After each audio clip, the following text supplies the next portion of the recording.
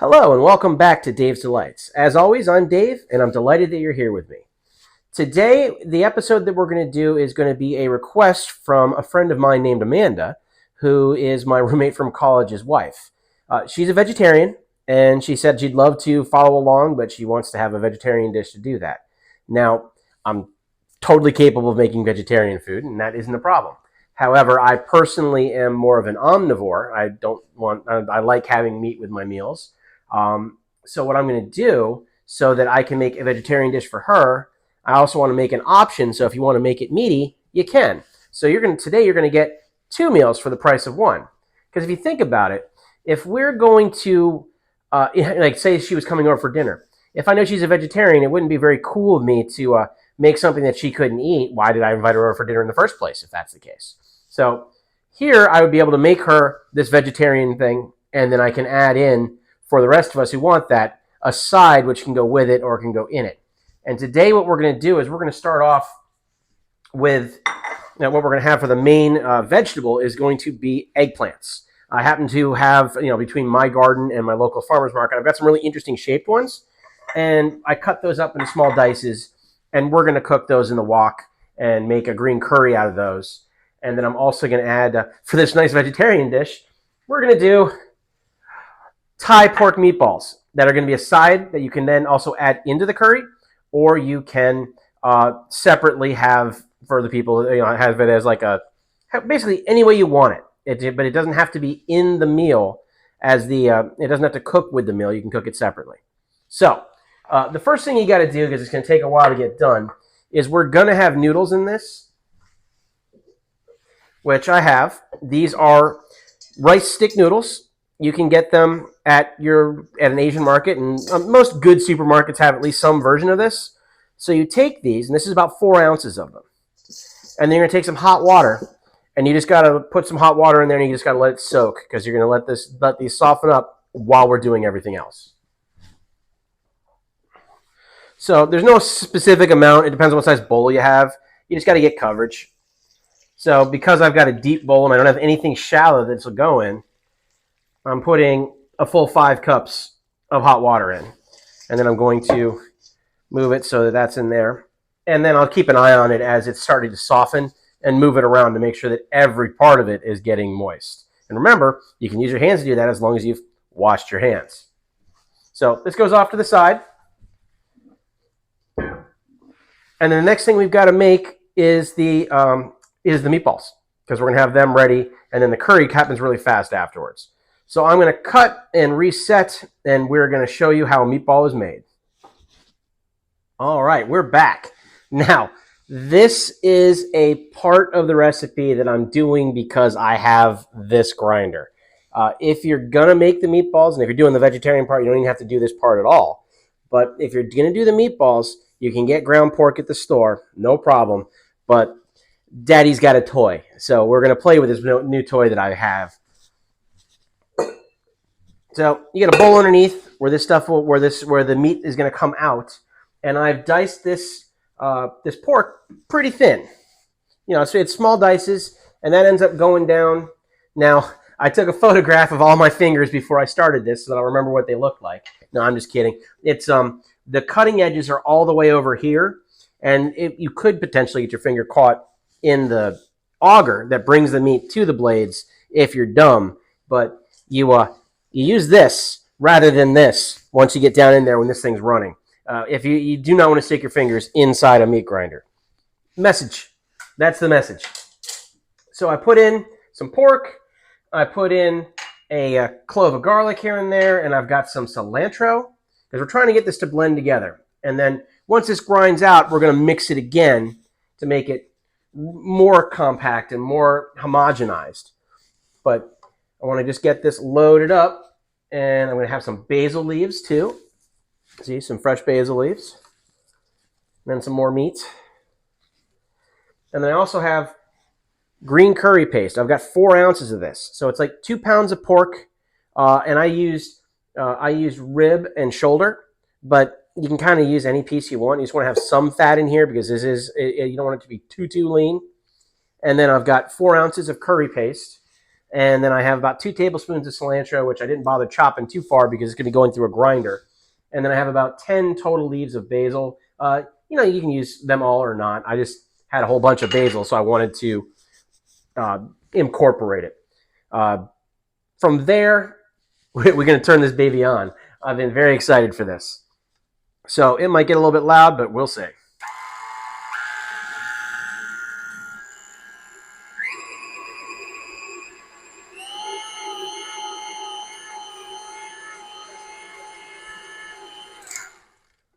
Oh, yes. Oh, this worked. So what you're going to do is it's going to be meat, spices, garlic, meat, spices, garlic, as we go through and process this entire batch. And as you can see, it's going to come out as pretty nice ground pork. So I'm going to process this all up, and we're going to see you in a minute, and we'll be ready to move on to the putting it together step. See you soon. Oh my goodness, is that thing worth the price of purchase? I mean, not everybody's got the time to do it, but my God, that came out looking really nice. So what I did was this. The thing has 2 different plates, a coarse grind and a fine grind. So from that cubed pork, I put it through the coarse grind all the way through. Then I switched up to the fine grind plate. That's just unscrewing the end, pulling that plate off and sticking the fine grind one on, then screwing it back down. And then I ran it all through again, which has helped incorporate it all. And I've got some really nice, that looks like I bought that at the store. So if you had bought it at the store, what you would do in that big bowl that I had it in before, you would put in your minced garlic, your cilantro, which would be chopped, and you would have chopped those basil leaves and put them in as well, and then your curry paste, and we would mix that all by hand. Now this has been pretty heavily mixed by hand already, or by machine. But if you have any spots that look like they're empty, you can always kind of like mix that around, or you can add a little bit more of the seasonings if you feel you need to. And you want to have some very nicely washed hands here because we're going to make some meatballs. Now, unlike my Italian meatballs that I've made previously, these you want to be pretty small because there's a couple things you can do with them. You can put these in the curry itself and let them cook in there. You can cook them in the oven. You can put them on a kebab, and you can cook them over a grill. You can put them in a kebab and put them on a rotisserie. You can put them in a kebab, put them in an oven. You can take this ground meat, which is flavored, and you could make patties out of it. You could make loaves out of it. It's endless. But I like having these little meatballs, which I'm going to put in there, literally just slightly smaller than a golf ball. And I'm going to make a bunch of these, and then I'm going to cook them in a 350-degree oven for about 20 to 30 minutes. Because this is pork, I want to get an internal temperature of 170 degrees. And if I was to put them on a stovetop or maybe cook them in the wok, I would cook them in oil, and I would cook them until they're brown, until they're nice brown and crispy on the outside. And at that point, they should be pretty good on the inside. You can always check with a probe. But you don't want to have raw pork. Medium rare is not really an option. So you can see this doesn't take too long. Just remember, wash your hands before, wash your hands after, because this is raw pork. And here's the thing about green curry paste. There is a lot of pepper in it, like chili pepper. So do not wipe your eyes or get near your eyes or up your nose or anything like that. You shouldn't be doing that anyway, but definitely be extra careful when you're handling chili peppers. Okay, so I'm going to process the rest of this up and get it into the oven, and then we're going to move on to the vegetarian part. So Amanda, you can start paying attention now. I'll see you in a moment. Okay, so now it's time to get our wok on. So what I'm going to do here is I'm going to show you all the ingredients that we're going to use over at the workstation, and then we're going to go over and we'll start putting this all together. So first off, you've had those 4 ounces of rice stick noodles, and I've washed my hands multiple times by now. These rice stick noodles, what you'll see is when you first get them, when they're rock hard, they're clear. So now that they've been soaking for a while, 1, they're soft, and 2, you can see they're translucent. They've turned kind of whitish. That's showing you that they're ready for the next step. So these are now ready to put in when we're ready for them. You have about 4 cups full. So I did 2 of the thin black eggplants, and then 2 of the smaller fairy tale style ones. So it ended up being between 3 and 4 cups. You know, if you want a little more, you can have a little bit more. If you want a little bit less, you can have a little bit less. You have 4 ounces of the green curry paste. We have a whole, like a kind of large shallot that I've diced up. So that is a whole diced shallot there. 1 tablespoon of fish sauce, very important in a lot of Asian cooking. 1 chili pepper. Now, in this case, they're calling for either like a Thai chili or serrano. And unfortunately, my grocery store just didn't have any that looked really good today. So I went with a jalapeno. So it's not going to have quite as much heat. But luckily, that curry paste has got some heat to it, so it should be okay. But these are cut down into like little matchsticks and cut really thin. And they're going to go in as well.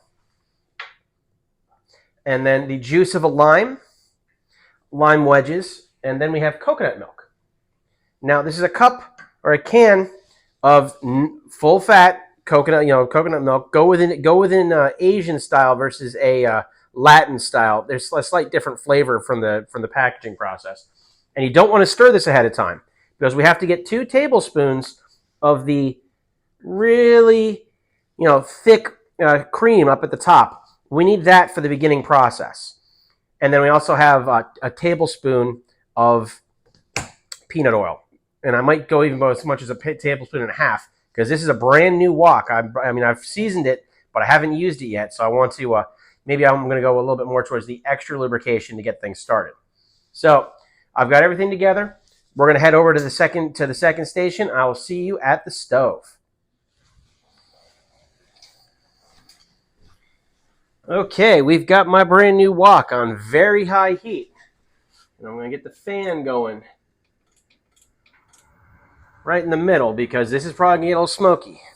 And we've got our in this case, it's peanut oil. But you could use pretty much any vegetable oil you wanted, like a vegetable oil, peanut oil. I would stay away from olive oil because I think smoke point's too low. But this would be really good right here. That peanut oil would be fine. And we're going to let that get kind of hot. I'm going to swirl it around the wok a little bit.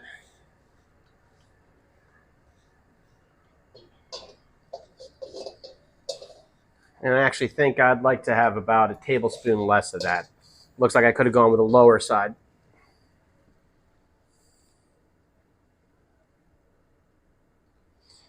You also get the opportunity to see my my wok ring that I have on my grill. So that's getting nice and hot. And I'm going to put 2 tablespoons of the coconut milk fat.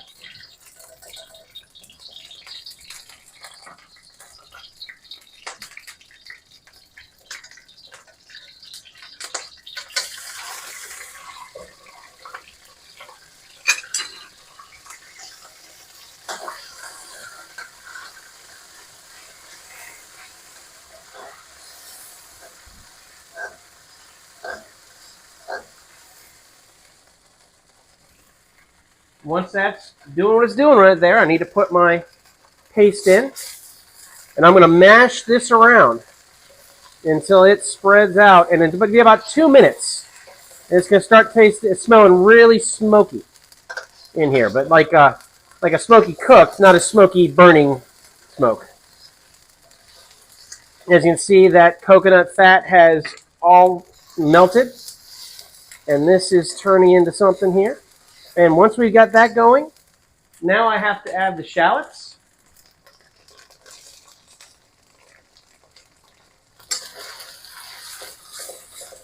And with wok cooking, you got to keep things moving.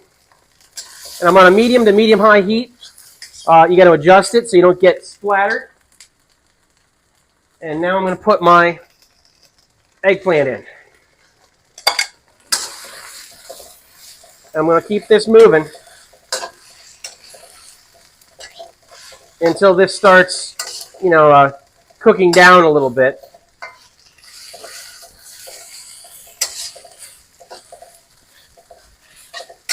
And this is going to take probably 3 or 4 minutes. And at that point, we're going to come back and I'm going to add in the liquids and the rest of the spices. And oh man, is this starting to smell real good. As you can see, all the different pieces of vegetable are starting to soften up.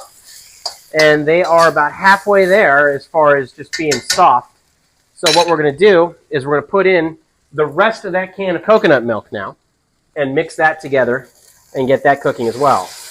Now you see the fat's up on top, and then you get the oil on the bottom.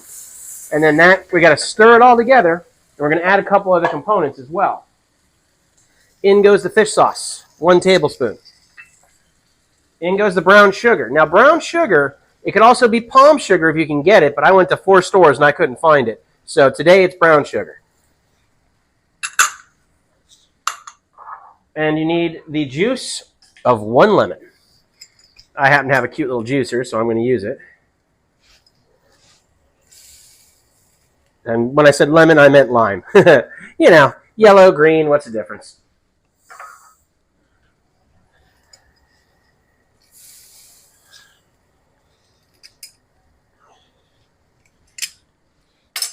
And in goes the matchstick chili peppers. And we got to stir this up and get it all incorporated.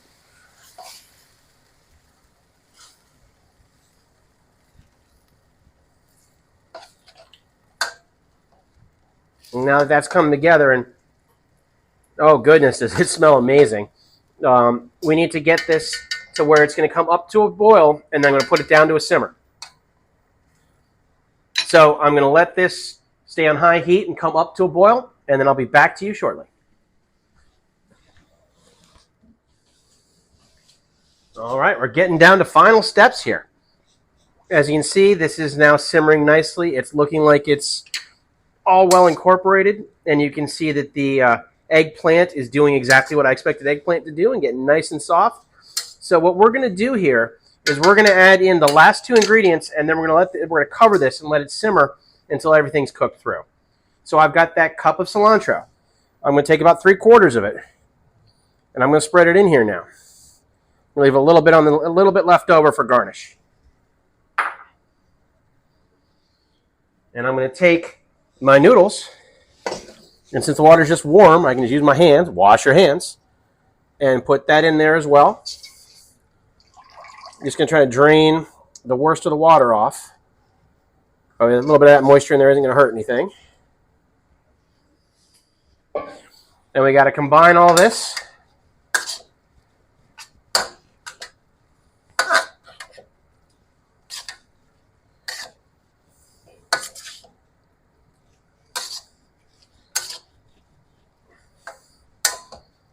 And we're going to let this go covered on medium heat for about 5 minutes.